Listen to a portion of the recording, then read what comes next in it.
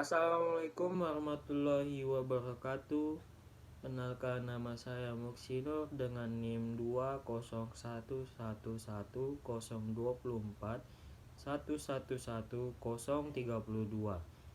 dari Prodi S1 Keperawatan. Baik, pada video kali ini saya akan menjelaskan tentang materi kemuhamadiyahan yang telah saya rangkum. Yang pertama ada sejarah Muhammadiyah. Muhammadiyah didirikan di Kampung Kauman, Yogyakarta pada tanggal 8 Zulhijjah 1330 Hijriah, lebih tepatnya 18 November 1912,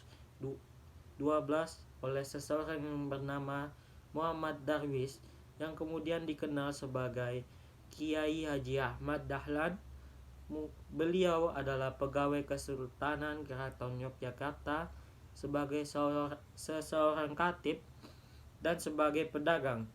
Melihat keadaan umat Islam pada waktu itu dalam keadaan jumud, beku, dan penuh dengan amalan-amalan yang bersifat mistis, beliau tergerak hati untuk mengajak mereka kembali kepada ajaran Islam yang sebenarnya berdasarkan Al-Quran dan hadis.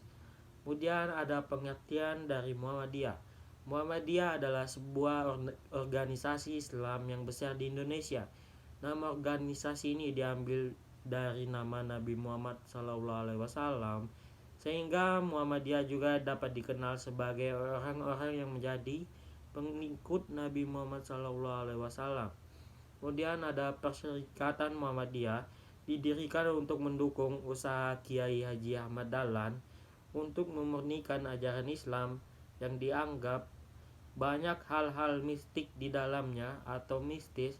Kegiatan ini pada awalnya juga memiliki dasar dakwah untuk kaum wanita dan kaum muda berupa pengajian Sidratul Muntaha yang diberi nama Sidratul Muntaha.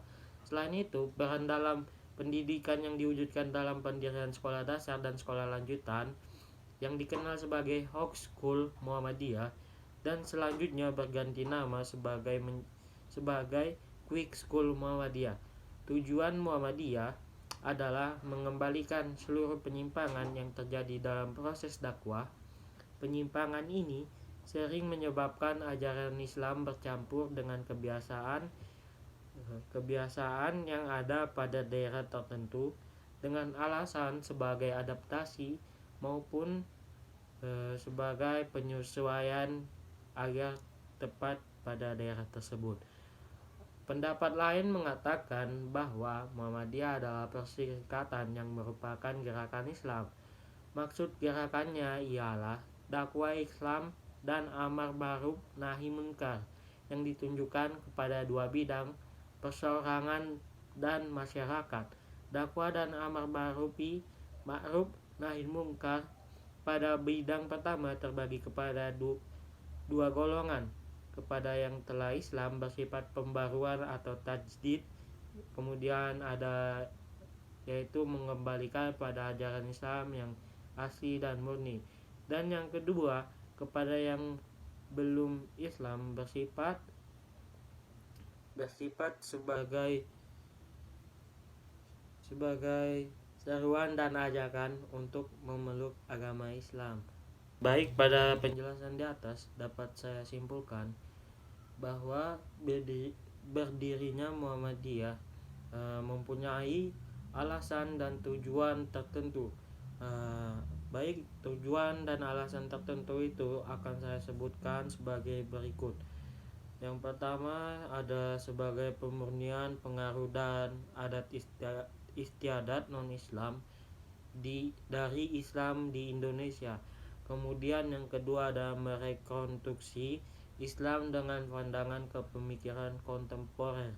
Kemudian yang ketiga ada reformasi atau pengajaran dan pendidikan Islam di Indonesia. Kemudian yang keempat ada melindungi Islam dari pengaruh dan serangan luar yang masuk untuk menyerang ke Indonesia. Baik, sekian video yang dapat saya sampaikan.